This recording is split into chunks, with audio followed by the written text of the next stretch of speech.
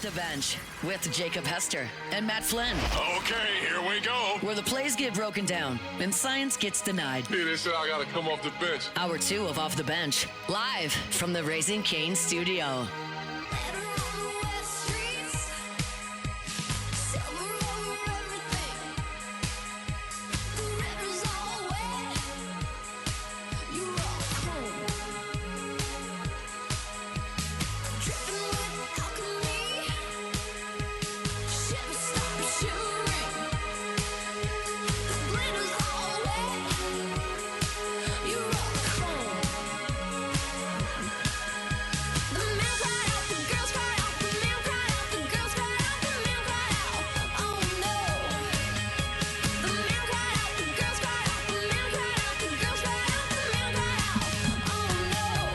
All right, welcome back in. Hour number 2 of OTB here live from the Raising Cane's studio.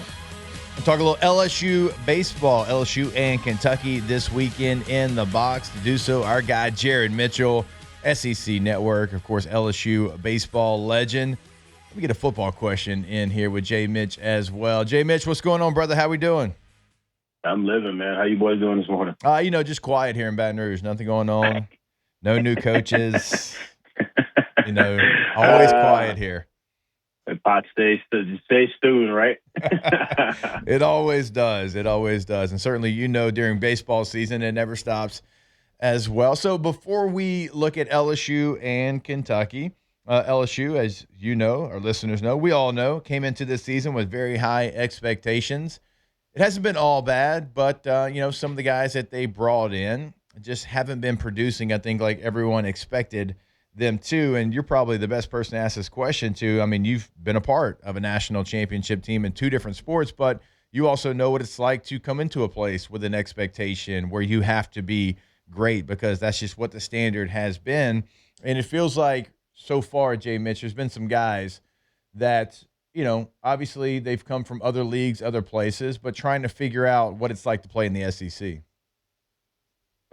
Definitely. I feel like there's some guys that are on the team that have come in, and it's taken them a while to truly get acclimated to what it is playing, not only in the SEC, playing in Alex Box Stadium, playing in that purple and gold, understanding that you are on a team that's won a national championship, but you yourself didn't win one, right? So understanding how to kind of fit into all of those things, it's taken them a little time. Now, I will give Jay and his staff the benefit of the doubt because of what they've done over the past 4 years, being from year 5 that he's in Baton Rouge. Look, it's hard for me to believe that these are not good baseball players. It's also hard for me to sit there and watch, let's say 5, 6, maybe even 7 guys struggling at the same time. That usually doesn't happen. Right. So with that being the case, and it being early in the year, and you're still in striking distance, I like where they are. I like what the opportunity, what they have to do. And let's be honest, 2 weekends ago, you go to Vanderbilt, you're 1 pitch away from winning that series. A weekend ago, you're a couple pitches away from winning that series. And sometimes that really is the difference between the good and the quote-unquote bad in this league. I just err on the side that this is a good team that's not completely hitting on all cylinders, and they got a lot of things to kind of put together. And I think this is about the time where it needs to start kind of rounding into shape. Jared, how tough is it? So, and you're right, like there's multiple guys, and if they're struggling in the lineup, the guys that have always produced in purple and gold, and they're at the top of the lineup, like how stressful is that for you each and every at bat to probably feel like you need to do more? You got to be superhuman. And as you know, like in baseball, when you press that way, that's when you get into the most trouble. It does feel like there's some guys there at the top that feel like they're probably having to try to do it all. And when you get in that situation, it's not good for anybody.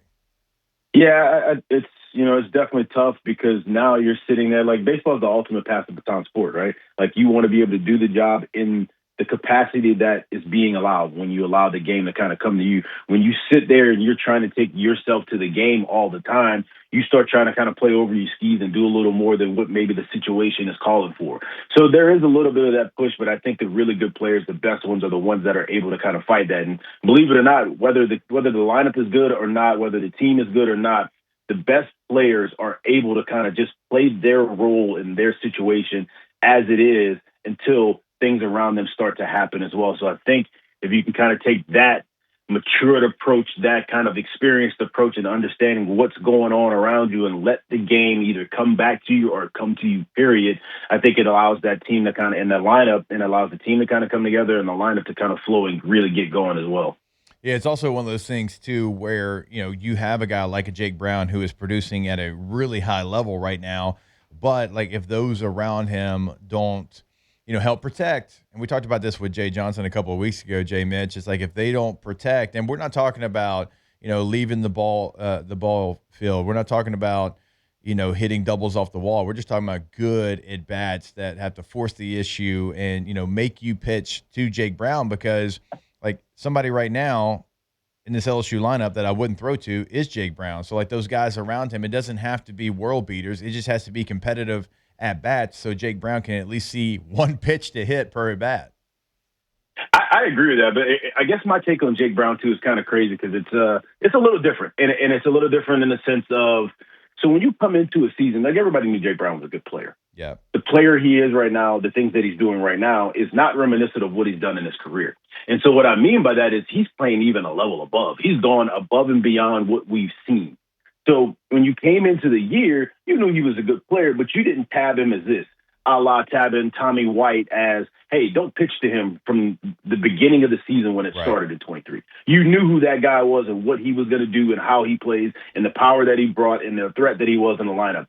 Jake is showing you that for the first time this year, and it's not a bad thing. It's a great thing. So what I mean by my take is different on him is it takes a while for people to start recognizing that and start really tabbing him as, don't pitch to that guy. Yeah.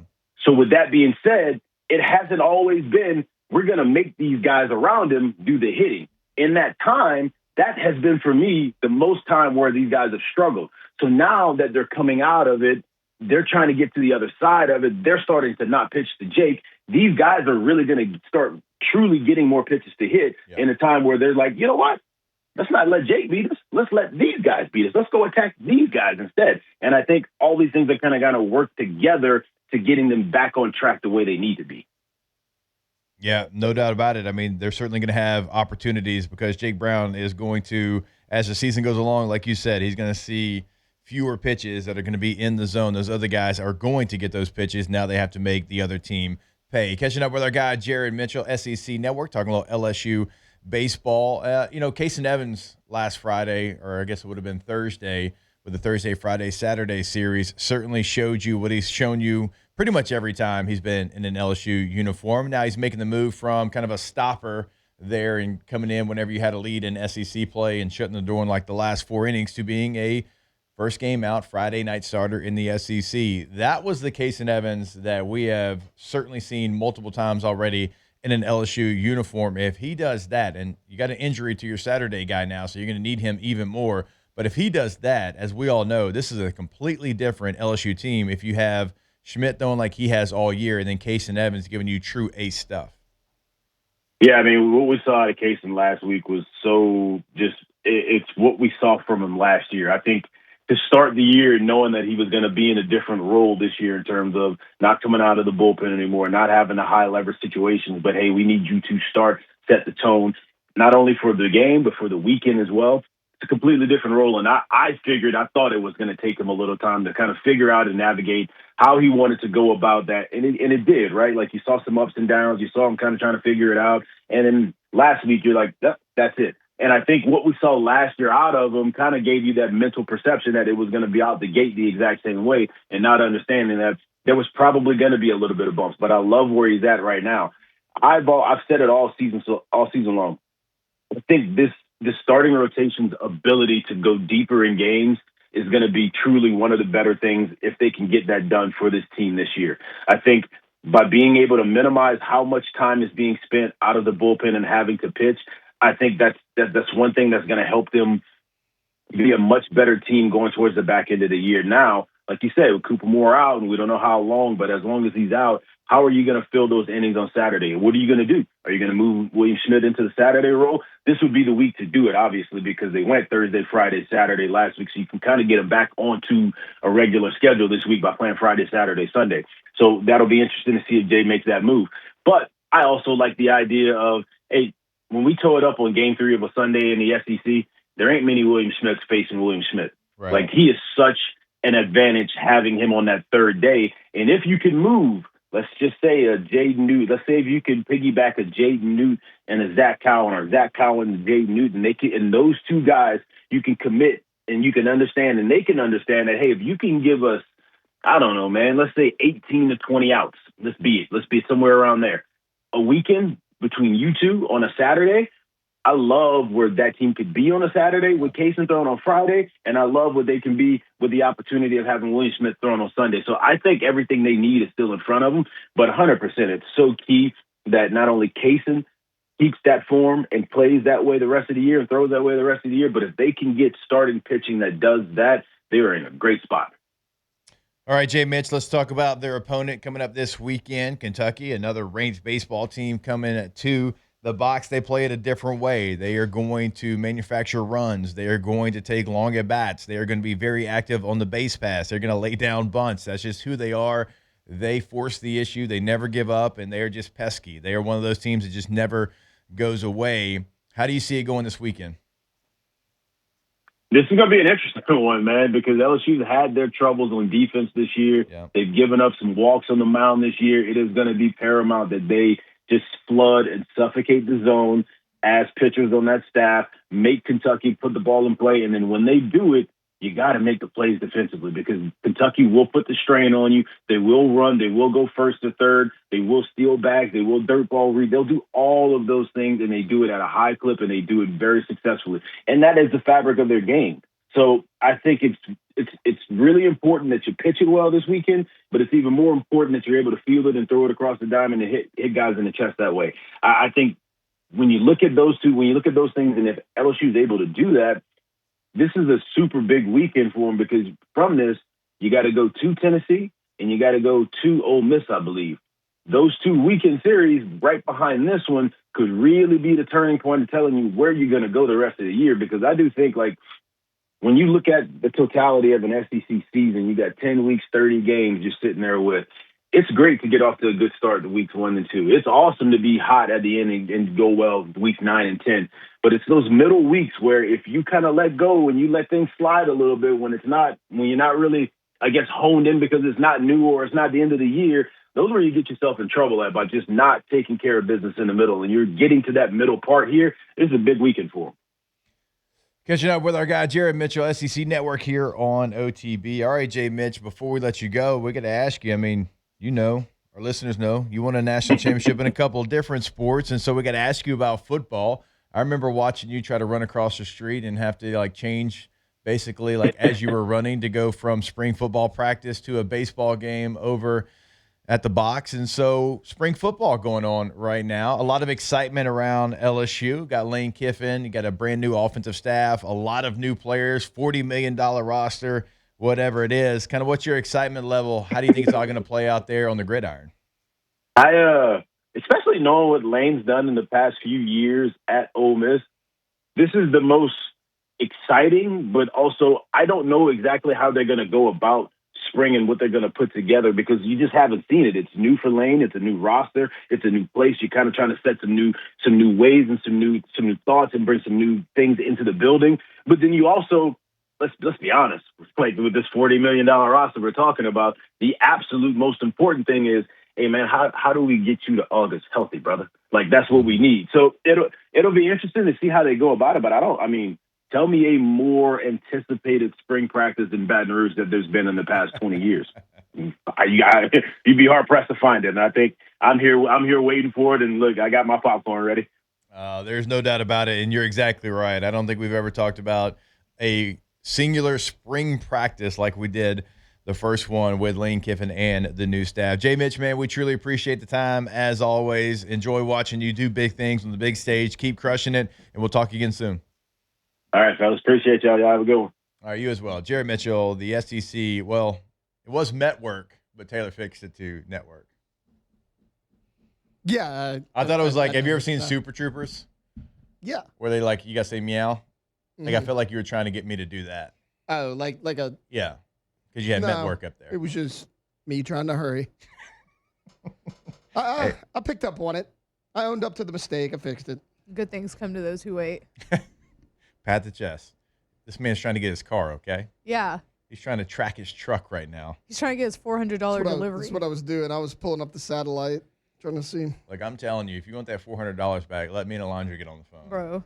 They're going to owe you $400. Remember when T-Bob got his headphones stolen and we were like, absolutely not. That pissed me off. He was okay with it, too. He was just like, well, I mean, it Where just was he? Was like in Georgia somewhere. Savannah. Yeah. He was doing And it's some yeah, touchdown club. The person just they stole my headphones, and I went to the front and they were like, there's nothing we can really do. The hell there's not. What do you mean there's nothing you can do? Old boy's going to bring my headphones back, and then we're going to have a conversation. Period. We got to fight on principle. Come on, there's nothing really they could do. Dude was wireless. It was they were like whatever. What was the show he was Bose. doing? And they were like custom. They were like $100. What was the name of his show that he had with Aaron? Snaps. Snaps. They were like custom snap. Yeah. The company got him that. Yeah. He's like, we'll try to get him back. But they said no. Like, what? No, okay, let me call the front desk. Headphones? I will get your headphones back for you right now. Like, I'm for hire. If y'all need to argue with somebody, let me know. I love arguing. If you thrive in confrontation, this is the show for you. Because we all do. Except Matt. I don't feel like Matt does. Not that he doesn't like T-Bob hated confrontation. Yeah. Like his least favorite thing. Matt just is too lazy to worry about. That's what I'm saying. I don't think Matt cares enough to have confrontation. Yeah. You better not be lazy here in a couple hours, though, Bull. Ooh, boy. I need to. Wait, when are we calling him? 9:00? Probably, yeah. Okay. I need Lacey to film the That's what I'm entire saying. thing. What's she doing this whole time? Is she just walking, following along? Hopefully she's laughing at him. Encouraging, but laughing. You're doing great. Go hybrid rock star. Yeah. You don't look like you're in pain at all. Bobby's face when I said High Rocks, he's like, and I said hybrid rock star, and his face, like, what the hell are you talking about? What was his quote? What was his Kenny Powers quote? I play real sports. I'm not trying to be the best at exercising. Exactly. Which is an elite quote. It is. All right. We got Will Helmers that's going to join us at 8:30. So we'll cover everything going on at Louisiana Loaded, and also obviously LSU baseball with him. Tay Tay going to give you a little LSU spring football practice report when we come back here on OTB. Off the bench. All right. Go to RussellPools.com. Russell Pool Company. When you go to the website, we always encourage you to check out a couple of different things. Now, the first thing is going to be that gallery of work that they have right there on their homepage, because you've probably been dreaming about your pool for a long time. We know that. But they've done so many different pools. Maybe you go to the gallery of work and you get something from 3 different pools that you say, I want to add to my dream pool, because they've done it all. Right, so we always encourage you to go there. Look, if you want basic, though, if you want a kidney-shaped pool, if you want a rectangle, that's who you are, that's what you're all about, that's fine, too. They'll do that for you. Whatever it is your dream, and they'll make sure your dream becomes a reality. Also, financing options right there on the homepage. They have those as well. So, look, have the conversation. Have them come out. They're going to check out your space, tell you exactly what they can do for you. They've done it for Flynn. They'll do it for you. And they're going to make sure you have your dream pool in your backyard. RussellPools.com. 1007 champs. Purple and gold to the core. This is Off the Bench with Hester and Flynn. Baton Rouge's go-to for all things Louisiana sports.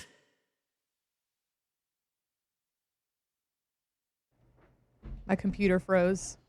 So we're just raw dogging right now. We're back. Oh my God, we're back again. Yeah, you just sing the bump. Yeah, that's all I got. I didn't like that. That was a really weird way to come into the break. Hello. Welcome in. Here we go. No, never mind. Ad got me. Just play the ad. We like an ad. Maybe, hear me out. Maybe we pay for, there we go. Wait, let's try this again.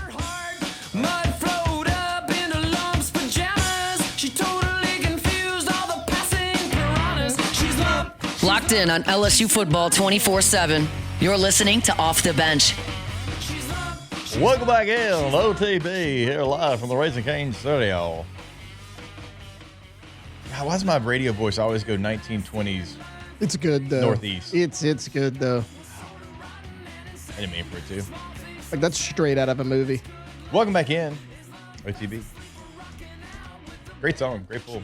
I love this song. It's going to be stuck in my head for the rest of the day, but That it is, Derek. That it is. All right, Tay Tay, let's throw it to you for a little spring football practice report, sir. Yeah, so folks finally got to see the first team offense in 11 on 11, and it was Landon Clark, not Husan Longstreet, running with the ones. I know a lot of people had thoughts on that.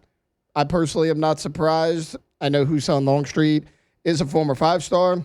He's played 3 college games. I mean, Landon Clark has experience, albeit at Elon, but experience nonetheless, and everyone's saying that he's actually slinging it out there. Landon Clark looks really good. Your starting 3 receivers were Jace Brown and Jackson Harris. Really no surprise there. They were kind of the 2 most productive guys you brought in. And then Winston Watkins, the wide receiver from Ole Miss who followed Lane Kiffin. That was kind of the look of your offense. On the defensive side of things, it was interesting, Jake, because Jordan Ross and Prince Uman Mielen were your defensive ends. No surprise there. They were the big-name guys you got out of the portal. It was Richard Anderson and Deuce Gerald's 2 true freshman early enrollees starting at defensive tackle. Yeah. Now, Stephylan Green, the Clemson transfer, hasn't practiced yet. He's got a little bit of an injury, hasn't been out there. Dominic McKinley was running with the 2s. We were talking about this earlier in the week, saying everything's up for grabs because we don't know what Dominic McKinley's going to be. We've seen flashes. It's just been a little inconsistent. Yeah. Now, your corners, P.J. Woodland on one side, DJ Pickett on the other. No surprise there. Both of those guys are studs. No Whit Weeks. He was out there, not participating full pads. It was Devon Keys and T.J. Daughtery were your 2 linebackers. I think it's going to wind up being Daughtery and Weeks. Yeah. But you're going to love this. It's something we have been talking about. Your safeties were Tamarcus Cooley and Ty Benefield. Mm-hmm. And Deshaun Spears was down there at star. Like we had kind of talked about. I mean, 6'3", 220 down there working with Blake Baker, who's working with the Stars. And then that's kind of the thing I didn't like, maybe. I mean, reports are now that Chris Kiffin is working with the inside linebackers. I mean, he's a linebackers coach. He is. Yeah. And I just thought Blake was a great linebacker coach.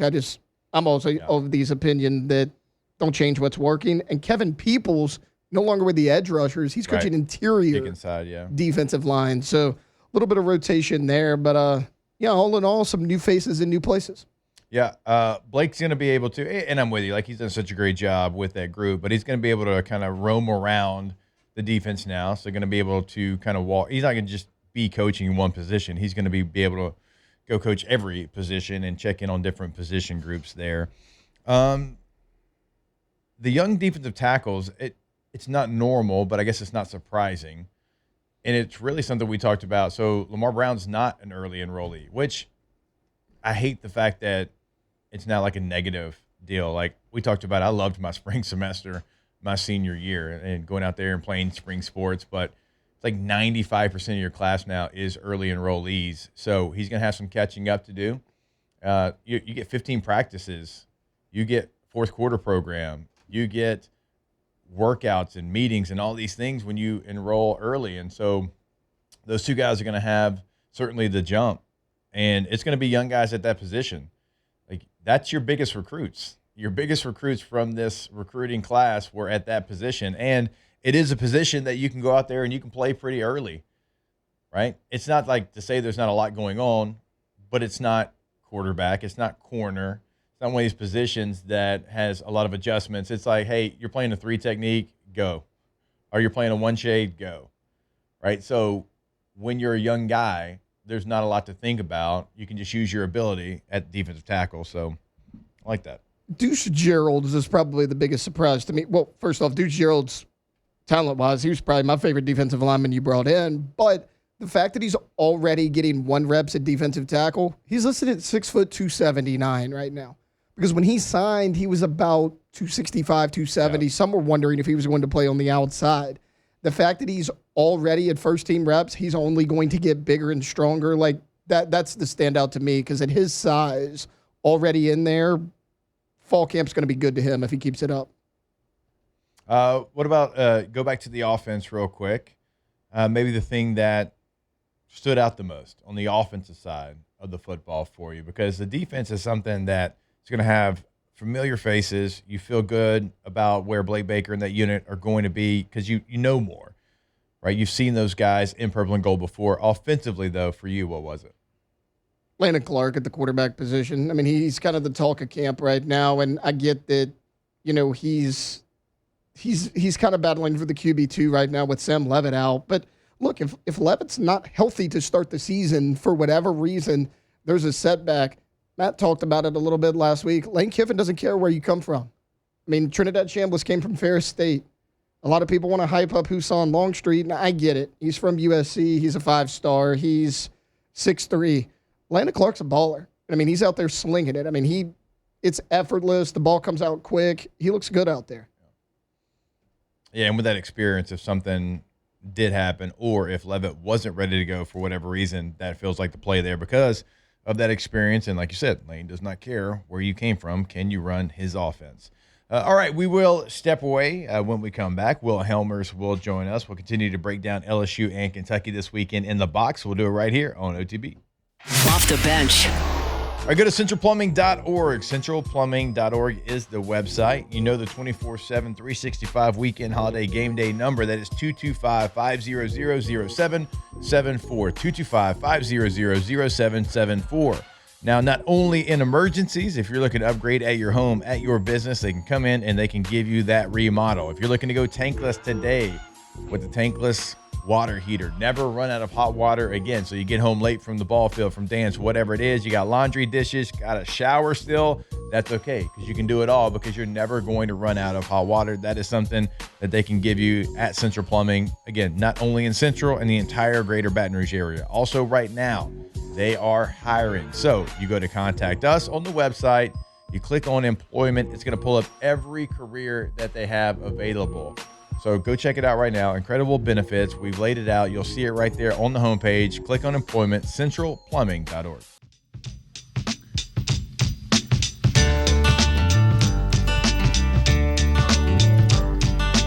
Early in the morning, rising to the street. Light me up that cigarette and I'll strap shoes on my feet. Got to find the reason things went wrong. Got to find the reason why my money's all gone. I got a Dalmatian. From the locker room to the airwaves, it's Off the Bench with Jacob Hester and Matt Flynn.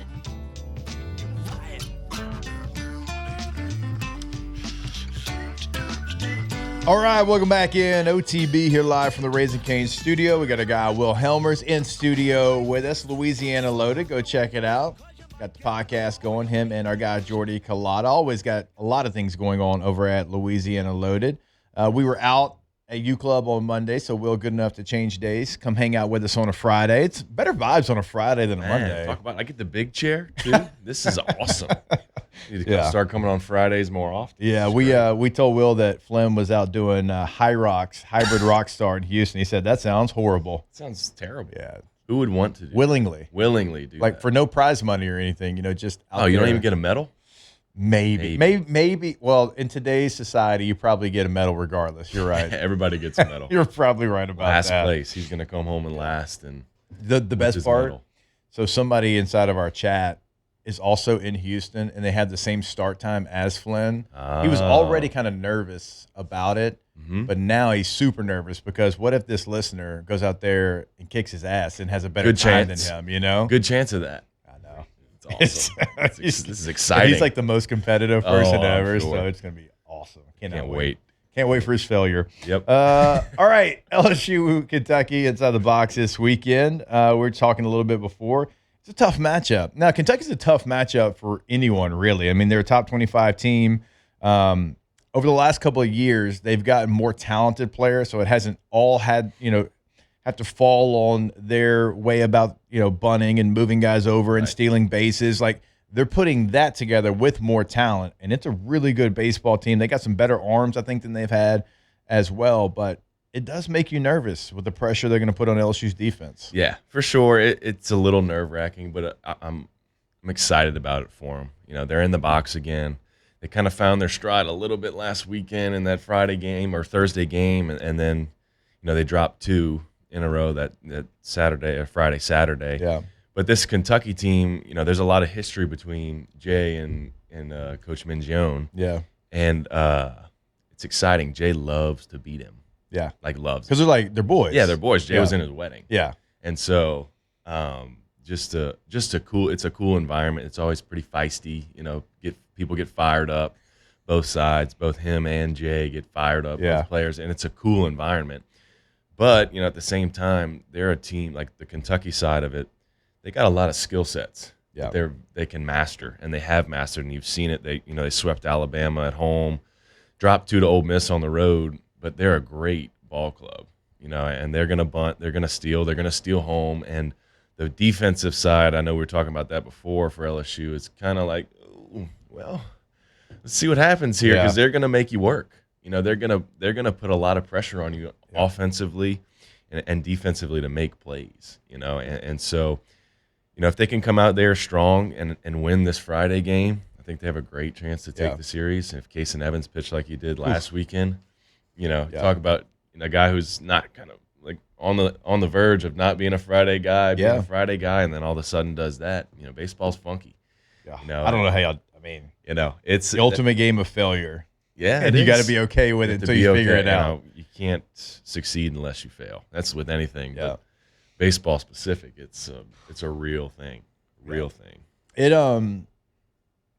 It has to be nerve-wracking to be a pitcher as well and face a defense or an offense like this, knowing that you've got to worry about other things, not just pitching the ball, because you got to field your position, you got to make sure everybody knows the bunt coverage, all these different things. And it's like, sure, like you work on that, you practice that, but you really don't implement it unless you're playing a team like this. Yeah. And so you got to think about so many different things before you even let the ball go. It's true. It is a little bit, it's a lot of pressure. Yeah. And a team like this, it always reminds you of a team like UL. Whenever we would practice for a team like Kentucky and even Auburn plays like this a little bit too.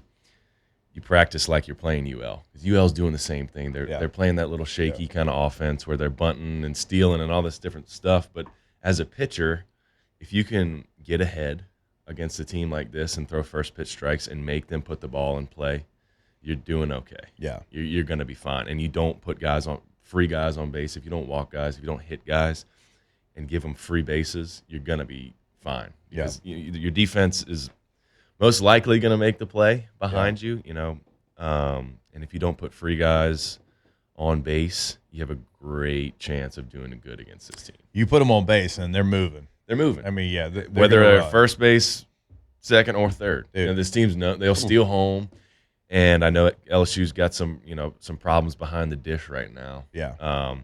And hopefully we can settle that out this weekend and get a firm stance behind the plate to minimize some of that, because they're going to be moving, like it or not. Yeah, and so for our listeners, and a lot of them have sons that play travel ball, it's like 10U baseball. They get to first, and you look up, and it's like they're going to get to third. Like even like with a good pitch, a good throw, they're going to steal second, they're going to steal third. It's like if a guy gets on first, he's going to be on third. They're going to expose you. Yeah, and hopefully it doesn't come down to them exposing you. Look, if you execute, as a pitcher and on defense, and don't you play error-free baseball and execute, from the mound, it's going to be a different story, because I think that the offense is going to come out swinging, just like they did last weekend, Friday night in the box. People are excited. It's a fun time, and it'll be fun. So what do you think is going to happen, Will, with the staff? You're going to have an injury there on your Saturday starter. It's going to keep them out, sounds like at least 3 weeks. And so, 3 weeks to me usually means 5 weeks. So, that's just the way that it kind of works. But especially with how it is. Yeah. And it's so just a tough spot. It is. And if you're LSU, so you still have Cason Evans, you still have William Schmidt, so you still got 2 frontline starters. But how would you maybe piece together that last game? Because if you do it in an aggressive way, and like Zach Cowan's like a piece of that, it's like, okay, well, your stopper kind of gets taken away, which, him and Cason Evans have been in their LSU careers. Like, you get a lead in the SEC, we'll bring him in the 5th inning, they'll just shut the door on the rest of the game. But if he's a part of a start, then you lose that as well. Yeah, for sure. It's it just goes back to typical LSU baseball. You know, you got the Friday night guy, you got the Yeah. Saturday night guy, and you figure it out Sunday. Yeah. And I think you use, Guidry and Cowan to win those 2 games. Right. Your first thing you got to do is win 2 games. Or win 1 game. I got to start. Yeah. Start the bar low, win the 1 game at a time. And so if that means using Guidry and Cowan to win that Friday game, that's what you're going to do. Yeah. And you figure it out Saturday, and then you figure it out again Sunday. And hopefully you have maybe Guidry and Cowan and a guy like Rizzi and Sheeran that can bump up their innings, who have been guys who have been pretty reliable. And in the Tuesday game, they had some freshmen do some great things, some younger guys, some transfers. So, somebody's going to have to step up. Yeah. And there's always a point in the season where that has to happen. And, unfortunately, Cooper Moore goes down. Yeah. Which is a big hit for LSU, but it's not like it hasn't happened before. It happened 3 times the year we won in 2023. Garrett Edwards, Grant Taylor, Chase Shores. Yep. 3 guys that are going to be big leaguers. Yep. And one already is. And so, you figure it out as you go, and people step up and just roll with it, roll with the punches. You did have more success if we go to the lineup, and that was a midweek game against Louisiana Tech, but you scored 15 runs, and you pitched well enough against Oklahoma to win the series and maybe sweep the series, right? The bats didn't catch up. It's just plain and simple. You need guys to step up. Like the guys that you brought in, like you gotta it's time carry for it your to weight. happen. Yeah, it's really simple as that. Look, you got to execute. I mean, outside of a couple guys, and like Omar Certain is doing everything he can as a young player, which is awesome to try to see. make an impact. But you you brought the LSU for a reason, and fair or unfair, we know what that expectation is. And I like that they run Rule Tech on Tuesday. It gives them a little confidence boost going into the weekend with the bats kind of hot a little bit. People hitting homers, like LSU baseball is kind of like, feels back. Maybe it feels back in the locker room a little bit. Those bats are alive. And so hopefully they can just keep rolling with that, roll with the momentum they have from that Tuesday win, even though it is a in-state, kind of midweek game, whatever. Those bats are still rolling. Yeah. And so to be able to keep rolling, as it may be a struggle, but I think they're going to come out hot, come out swinging, and come out with, Jay's typical offense style and just go. I mean, Jay sent a message by sitting a couple guys, changing some lineup stuff. Yeah. You could tell Jay got to a point where he's like, all right, guys, like, we're not playing nice anymore. Like, we got to figure this out. There's no more options here. We're figuring it out. And, you know who he wants to play. Right. You know who he wants to succeed. And he wants everybody to succeed. I don't mean to say that. But you sit York after his worst game for a reason. And for York to come back and respect that decision and then hit 2 homers, that shows a lot of promise to me. And so hopefully that bat gets hot again. You have Jake Brown, Jarrett Curiel, who are going to be on base, but you need that other half of the lineup to step up. You got to have somebody protect Jake Brown. Got to. I mean, you can't get to a point. Look, the dude's got 11 homers, but he's not going to hit homers all the time. He's going to be on base, but somebody's got to drive him in. Yep. Somebody's got to drive him in. I'm right there with you. All right, what do y'all got going on at Louisiana Loaded coming up? Louisiana Loaded. Let's see. I was out Monday too, tuna fishing, overnight tuna fishing. Okay. In the Gulf of America. It was big time stuff. How far out did y'all go? We went 80 miles out. Oh, wow. Yeah, so we were out there pretty good. Yeah. Pretty decent way. Yeah. So have fun with that. Should be a cool video coming. But then it's festival season in Louisiana coming up. So you got Bro Bridge Crawfish Fest. Yeah. Hogs for the Cause coming up 2 weekends into April. And French Quarter Fest, Jazz Fest, and the list goes on and on and on. Stay hydrated, my friend. Ah, yes, indeed. Are you going to go to the... I'll be having some Mai High. There you go. There you go. Look at it. Are you There going to go to the Hondo Rodeo? Oh, yeah. Yeah. That's the same weekend as Hogs for the Cause. Yeah, true. April 10th through the 12th. Yeah. Oh, wow. We Big did a weekend for giveaway NOLA. yesterday. Big weekend. And it'd be good. They'll handle that with ease, but it's a lot. A lot going on. A lot, man. Again, Liver is... Stay hydrated, my friend. Stay hydrated. What kind of hydration just depends on who you are. Oh, yeah. That's true. That is very true. Just see if there's some higher too in that box. We don't know. Yeah. Will, we appreciate it, man. Thanks for hopping on with us as thanks always. Thanks for having me. Looking forward All right, to it. Will Helmers, Louisiana Loaded. Go check it out. We'll be back. More OTB. Off the bench. All right, go to GCOPnet.com, Gulf Coast Office Products, your leader in office solutions here in Louisiana, multiple locations, 4 to be exact: Lafayette, Baton Rouge, North Shore, and New Orleans. And if you are an engineering firm, if you're a bank, if you're a university, if you're a law firm, like, you know that documents obviously are your lifeline and you cannot wait. So go ahead and work with Gulf Coast Office Products. They have all the latest technology, all the new tools, all the bells and whistles. But the best part about it, they have all of that, but they have the incredible customer service. You're never going to get transferred to 7 different people. The person you call is the person that helps you out. That's why the Pelicans, the Saints, the Tigers, the Raging Cajuns all lean on Gulf Coast Office Products for anything with their offices, right? And so they're the leader in the Gulf Coast. That's not us saying it. That's everyone saying it. You can check out the website again. That's gcopnet.com, gcopnet.com.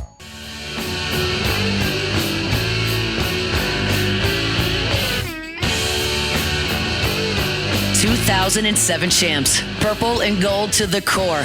This is Off the Bench with Hester and Flynn, Baton Rouge's go-to for all things Louisiana sports. I know a girl who thinks a ghost. She'll make you breakfast, she'll make you toast, but she don't use butter, and she don't use cheese, she don't use jelly or any of these. She uses Vaseline.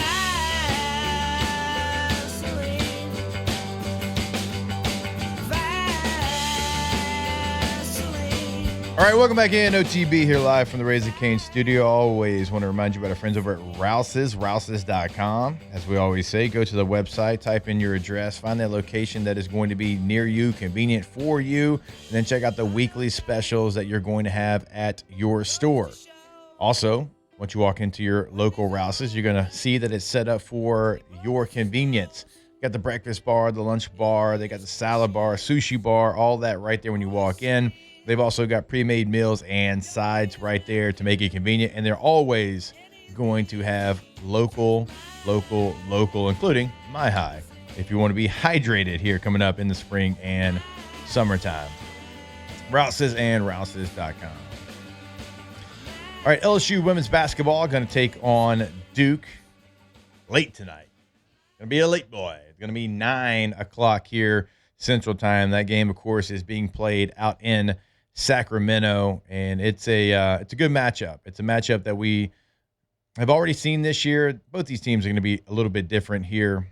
You know, at the time, gosh, I think Duke was something like 3-6, and they end up 26-8 on the year. But like Coach Kim Mulkey told us earlier this week with her weekly visit, that this was a game that LSU was down. They were kind of down big. And remember, to that point, LSU had scored 100 points every game, and they hadn't really been tested. They got tested, but they certainly punched back, and they ended up, falling short of 100 by like 90. And if you remember, like, that was the storyline was, hey, LSU didn't score 100. It's like, yeah, but they went on the road and beat a good Duke basketball team.